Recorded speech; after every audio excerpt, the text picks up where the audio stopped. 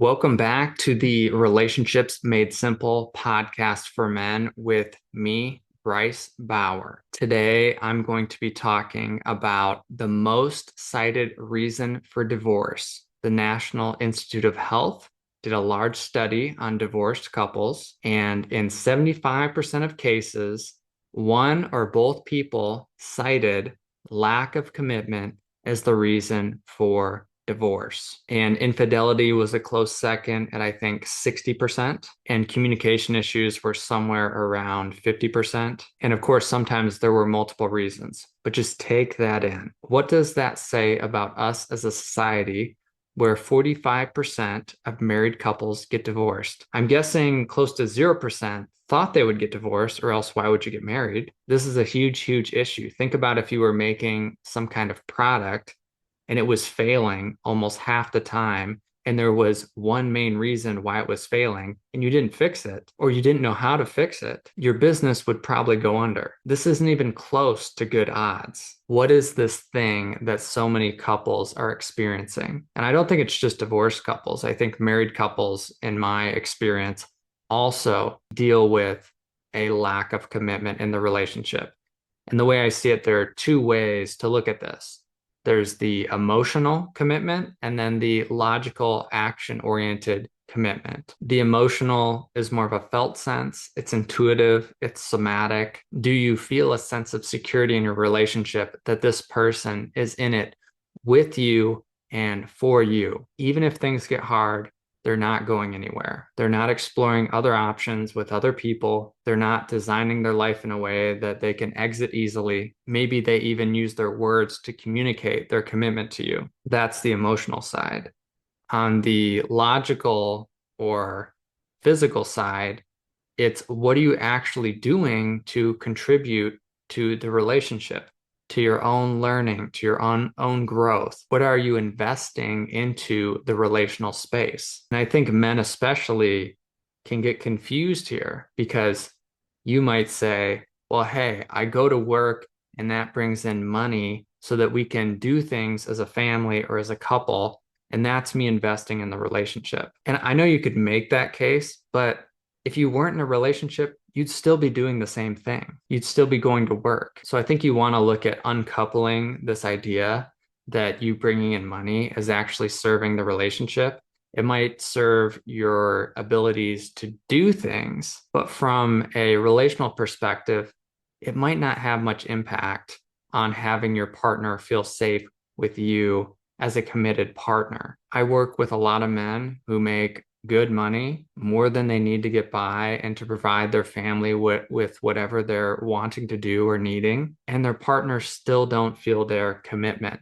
So there has to be more to it. Obviously, money and resources have some value, but in the relational space, the things that hold a lot more value are time and attention towards yourself, towards your partner, and towards what you're creating in your relationship. And to put this in like a business perspective, imagine that you are an employee and you do all the things necessary to bring in sales or money to the company, but you really don't give a shit whether or not it succeeds. And so you come in, do your 8 hours, and maybe even do a really good job. It's really more self-serving. You're not invested in the growth of the company. You don't really care what other people are doing. And maybe that's all that's really expected of you in the business. But you can think about a marriage as both of you being the CEO of a company. If one partner is over there just doing their own thing and not checking in with the other and asking them,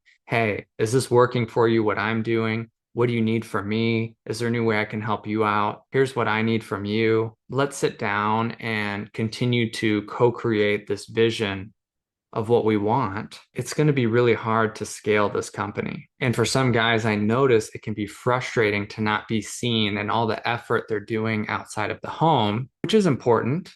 And I think you do want to be seen in that, but it's often not the thing that partners are complaining about when they talk about commitment. They want to see you learning and developing yourself so that you can bring more emotionally to the relationship. They want to see that you're learning about relationships so that you can make yours better and communicate better. They want to have an informed, intelligent conversation about what you two are doing. And marriage isn't just something that you'll figure out one day. New things happen, new situations, unexpected events. As you get older, things change, or kids grow up, parenting changes. There's a quote from Esther Perel that I really like, which goes, "You will have two or three marriages throughout the course of your life, and sometimes they're with the same person." And I see that over and over again.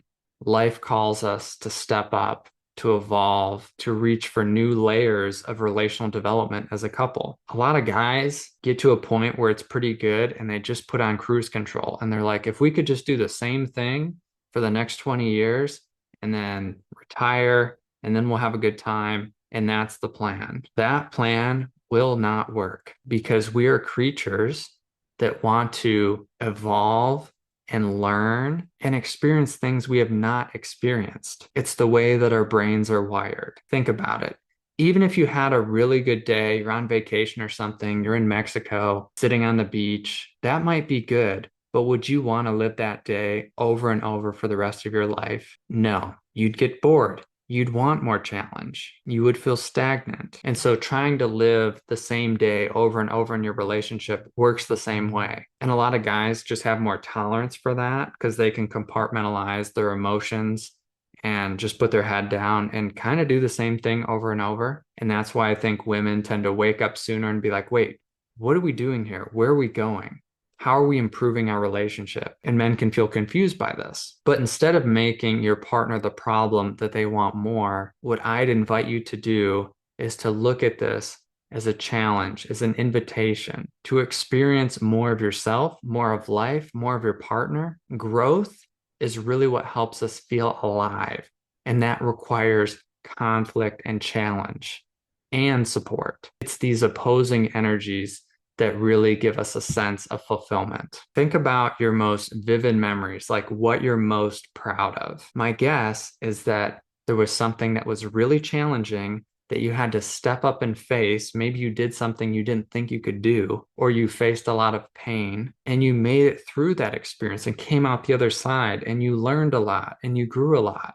Those are the moments that we remember the most. That is why they're impactful. And this journey of marriage, going through life with one other individual and learning how to have each other's backs provides constant opportunities for that to happen. Your closest relationships are the catalyst for you to wake up more and more. And I know I've already started talking about the emotional side. It's hard to uncouple these. There can be a really profound clicking in place when you feel like your partner is really choosing you and is going to be there for you through thick and thin, and you feel the same way about them. And it's easier to feel that at the beginning of a relationship because often you're just seeing the light side of somebody and not the dark. It's kind of easier to like them. It's easier to produce those loving chemicals in the brain. But that's not real love, right? Real love is loving a person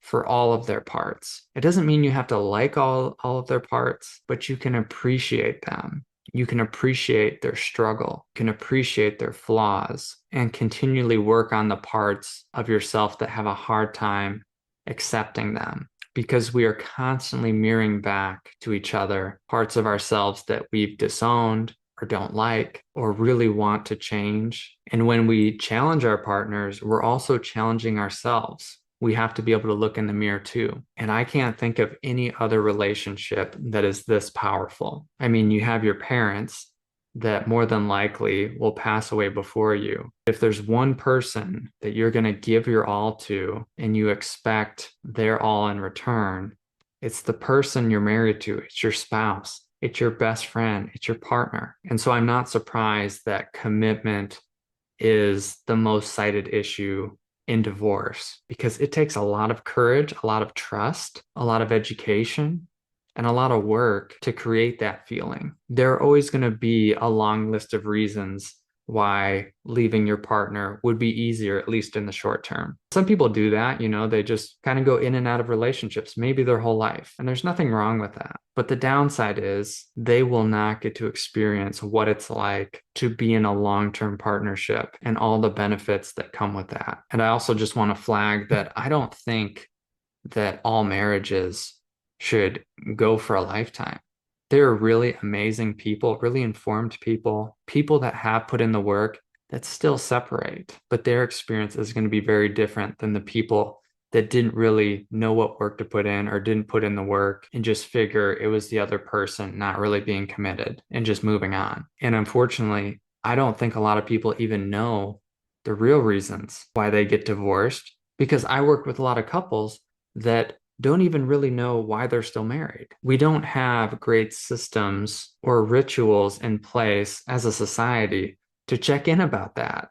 A lot of times people say the same exact thing, this script at their wedding, and it's great, but they don't really know what that takes or what that means. And you just do it once. You just do it once when you're in your 20s or something. And then 20 years later, you might not even remember what you said. You haven't recommitted to anything. You haven't renegotiated. You haven't sat down and envisioned where we want to be in the next year, 5 years, 10 years. Most people I talk to are not thinking that way. It really was the till death do us part and sickness and in health. And hopefully that will carry us through our life. And I don't think it will. It's just not enough. And I do feel a lot of compassion for couples, especially when they have busy lives and they're raising kids. And there just might not feel like there's enough time in the day to get around to talking about the relationship. It's just survival. Can we just get through the next 20 years and then we can talk about us? But hopefully, I'm shining a light on this thing that may be happening in your relationship because we're talking about millions and millions of people that are having this experience and it can really, really suck. I've had a couple of long-term relationships prior to Jenny, one partner that I was living with, and I remember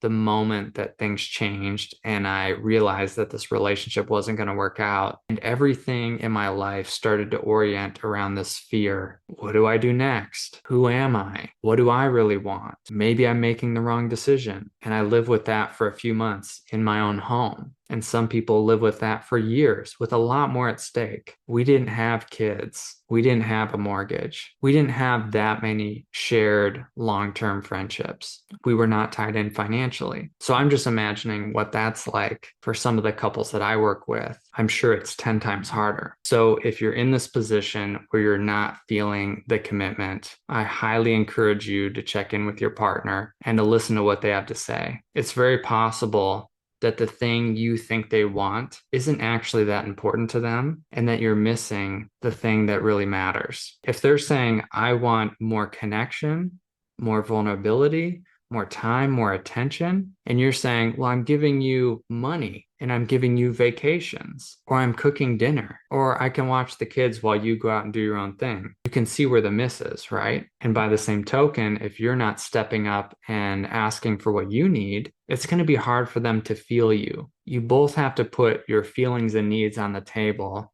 to be able to assess what you have and have an informed conversation about what to do. And even just being willing to step into that conversation is a really big deal. You don't have to get it all figured out in one conversation. I've been in this position many times with Jenny where we're bringing our needs or we want to be seen or validated in whatever's happening, big or small. Sometimes just coming to the table and looking at each other in the eye and saying, this is hard. We both want to figure this out and we don't have an answer right now.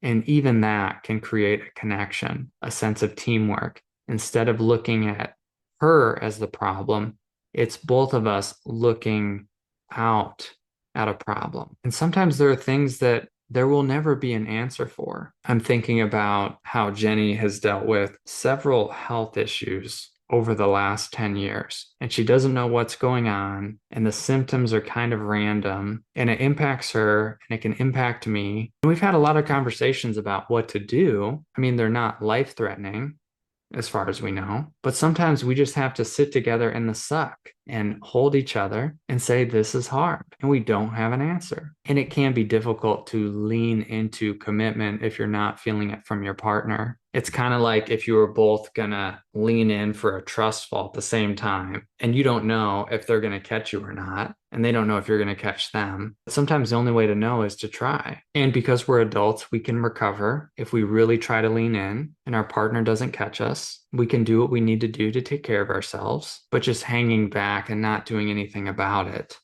not really leaning into the commitment, isn't going to give us any new information, usually. So that's what I have to say about commitment. Hopefully that was helpful. If you want a really powerful way to show you're committed to the work, the relational work, you can reach out to me at www.bricebauer.com. Set up a time to talk about couples coaching, individual coaching, or the men's groups and men's retreats that I run. That's all I got for today. Peace.